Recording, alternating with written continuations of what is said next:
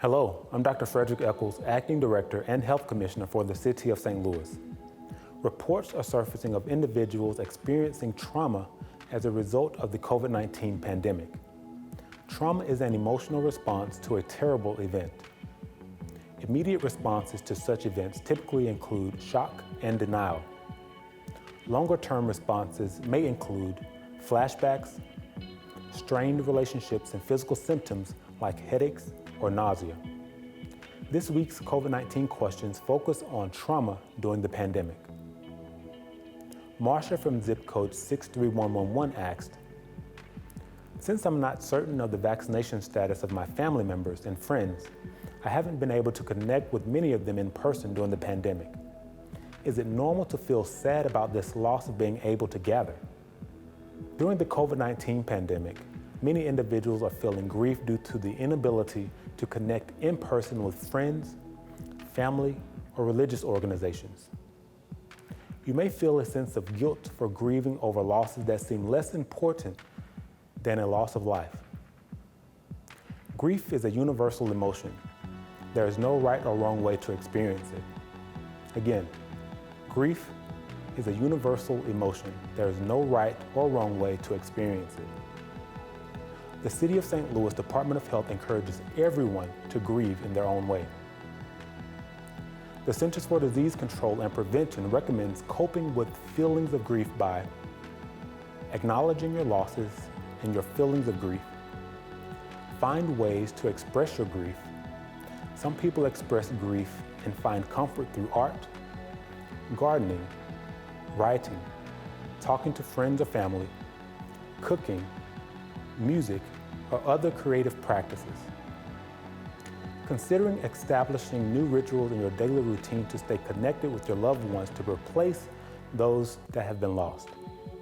People who live together may consider playing board games and exercising together outdoors.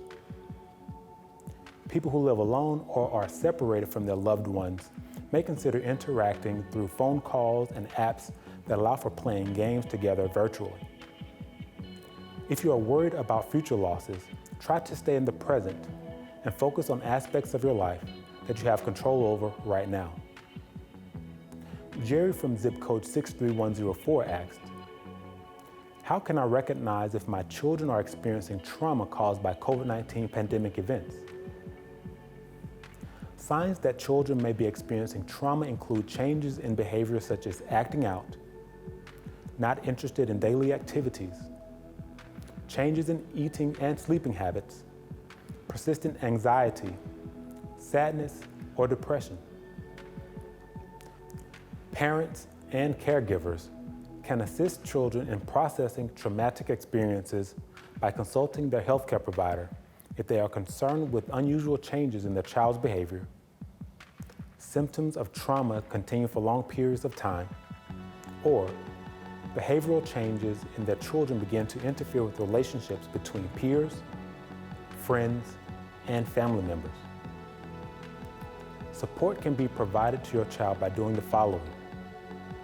Ask questions to determine the child's emotional state and better understand their perceptions of the event.